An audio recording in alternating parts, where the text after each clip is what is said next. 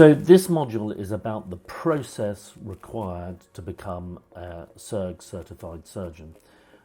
If you're a trainer, you need to know what this process is if you are training someone who has the aims to become a SERGS certified surgeon.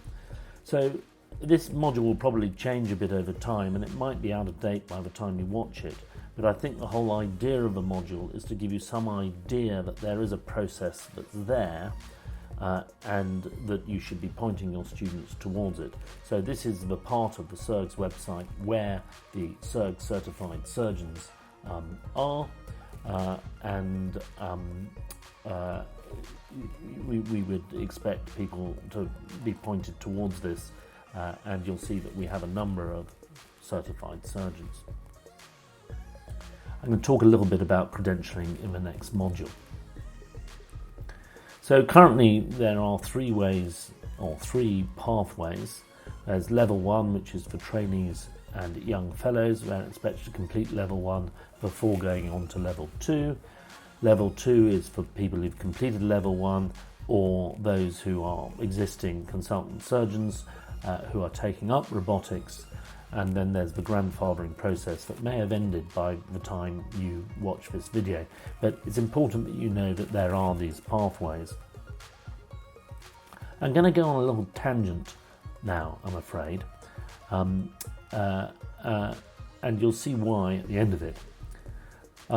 There is something that some people call a sport, which is boxing.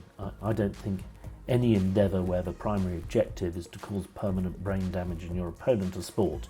So I don't like boxing, but I quite like making fun of it. Here is Daniel Dubois, who calls himself the World Heavyweight Boxing Champion. He is the World Boxing Association World Heavyweight Boxing Champion. Congratulations, Daniel Dubois, you've caused permanent brain damage in one of your opponents.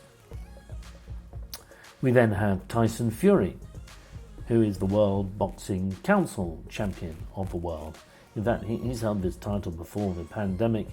I'm sure that title will go to someone new soon, very popular celebrity in the UK.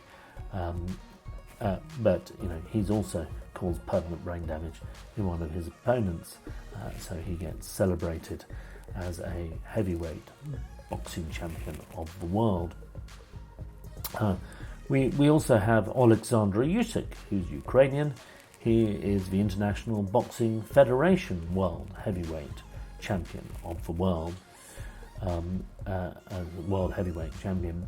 And if you're from China, you'll like this guy who last month, I'm doing this in May 2023, Zhilei Zhang became the World Boxing Organization Heavyweight Champion of the world.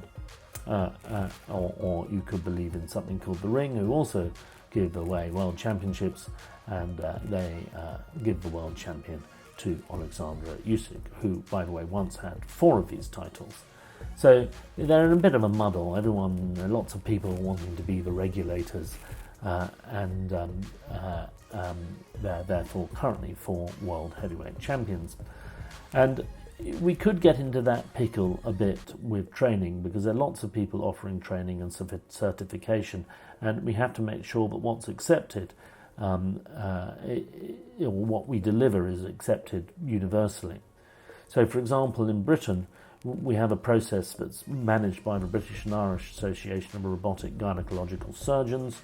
We have training institutes at the Griffin Institute in London and the Newcastle Surgical Training Centre, and it's all under the auspices of the Royal College of Obstetricians and Gynecologists, who politically and for registration purposes are involved and supervise all training in the UK in obstetrics and gynecology.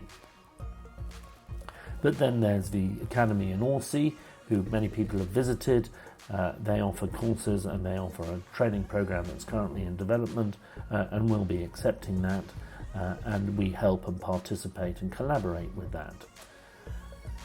We also have the GESIA educational program. We're currently involved at the time of giving this lecture in a big collaboration with GESIA, and we will almost certainly be recognising, or we are recognising, level 2 certification for our level 1, and then there's courses run by us and our SERGS educational network. Excuse me. Then we have level 2. This is for surgeons starting with robotic surgery, and level 3 grandfathering. So level 1 is for trainees and young fellows, and this involves taking an exam at the end of it, or a summative assessment. I refer you back to modules 8, A, B and C.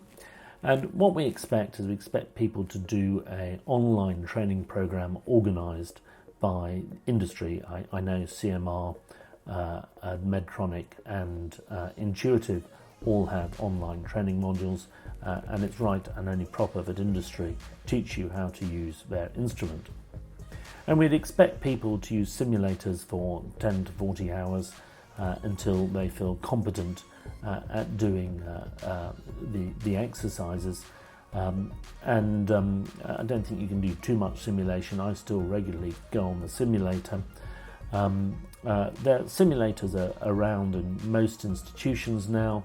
However, if you don't have access to one, there are a number of courses where you get lots of simulation time.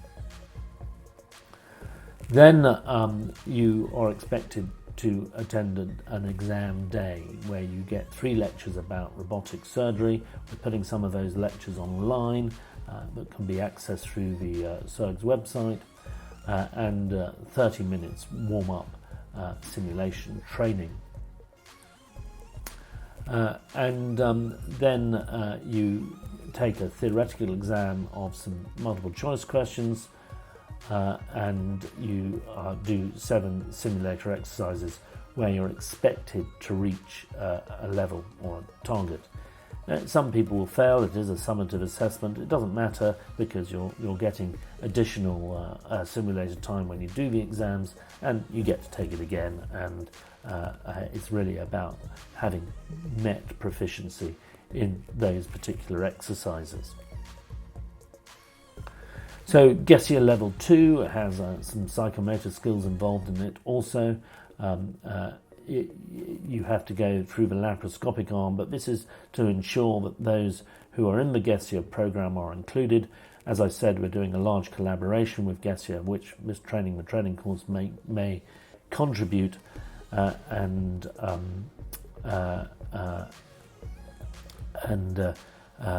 don't worry if you've gone through this pathway, you will get our SERGS certificate. So level 2 is for surgeons who are existing surgeons who are starting with robotic surgery. We ask you to attend a SERGS educational network course. They're present in Allsea and in ERCAD and in the Griffin Institute and other places. And we expect you to complete 20 robotic procedures. It's an arbitrary number, we know, but there had to be a number. And you have to be proctored, and your proctor has to complete the OSATs, gears and notes forms, which are